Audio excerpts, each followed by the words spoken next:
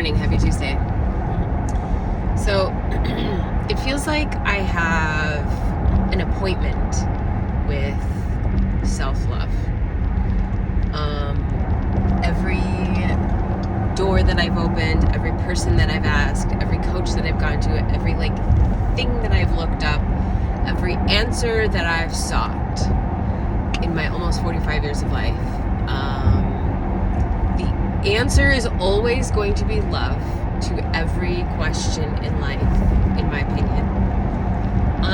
That's always going to be the answer. And I'm not, I always feel like I have to talk to the Christian when I record these messages so that they will understand where I'm coming from and not judge me and be not be judgy.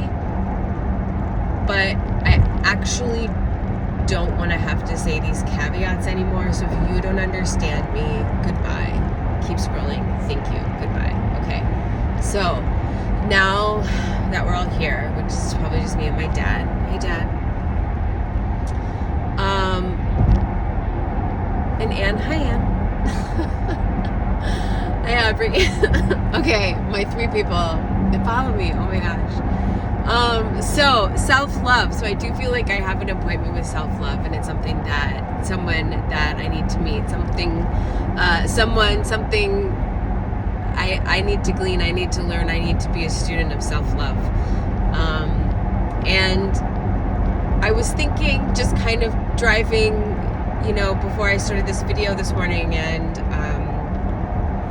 because I actually believe that we are eternal energy. We're eternal energy. We're eternal beings having an experience here on earth. And part of my goals here, I believe, is to love well and to be loved well. And I've been loving well. I've been loving well.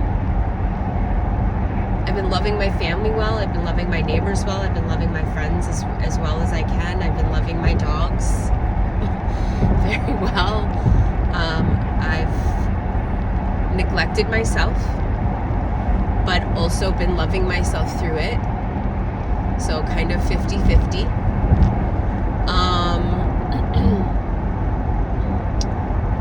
And I forgot all of my jewelry today, even my earrings. And so I've also allowed myself to be loved well through this dark night of the soul, 509 days, just the hard shit. I've really learned how to be loved well through this, and it feels like the last kind of switchbacks that I have to go up if I'm climbing this mountain of certainly not enlightenment, but just how to do this life well, and how to be healthy, and how to no longer go back to kind of dog to the vomit, how to no longer fall prey to my own addictions and own tendencies. It's going to look like self-love. It's going to look like reparenting and taking better care of myself. And even that, you can't take care of anybody else if you don't do the light is slowly coming on in my understanding of the meaning of that statement, that you can only take care of other people when you take care of yourself. And do it with excellence, or just do it well, or even do it sloppily, because I haven't been taking care of myself, and I haven't been taking care of my people. Well, I have been taking care of my people, but my people have also been my reason for not taking care of myself, which then, I'm starting to see all the gaps, as I'm waking up, and it feels like every day I'm waking up to the new standard of living that I want to have for myself, that I want to have as a wife and a mother and a dog parent and a coworker and all the list of hats that I wear. And what I'm finding in this self-love thing is that I can see how I am loving the people well around me. And then I see this huge dissonance between me and myself, me and my body. And so the work is going to be excruciating and has so far been excruciating, because it really feels like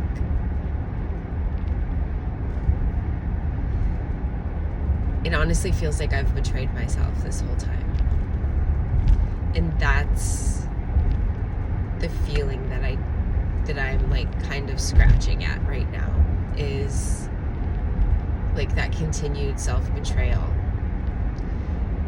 And I do want to say that it is that deep, but it also isn't that deep. And I have to keep pulling myself back, reminding myself that it isn't that deep. But it also is that deep. So I'm going to keep continuing on my journey to self-love. It doesn't, it looks like I'm training again, but I'm in training for myself. I'm running for myself. How long is this? I am lifting for myself, for my body, for my longevity, for my health, not for thinness, not for aesthetic, not for whatever. It's for me and this body to live as long and as strong as we possibly can. But that's also coming to and this is part of midlife quiet. This is like where it does go deep. Part of this self-love that I had the revelation of yesterday is that I can't continue to eat refined sugar and white flour and reach my goals, remain healthy, remain unaddicted and uncontrolled by what sugar and white flour does to my brain.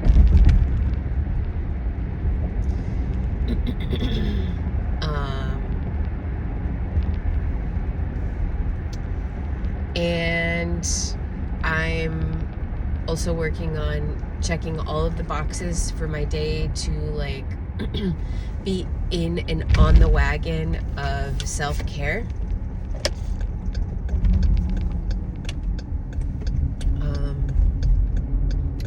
But I've also learned, like I've been doing it the boring way. And the only way that I can, really make this really big change, I think, and really take back my life and take back my health and take back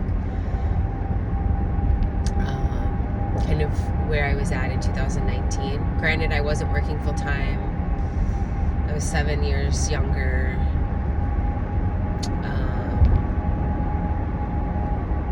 But I'm a lot smarter now, a lot more wise.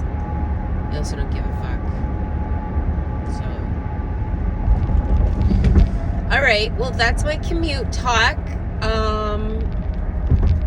Jump in to the excruciating work of self-discovery and self-love, even in faith, because I know God is with me. I feel spirit, talk to spirit. I've talked to spirit my whole life, so yeah.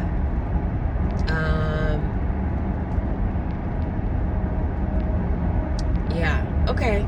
All right. Bye.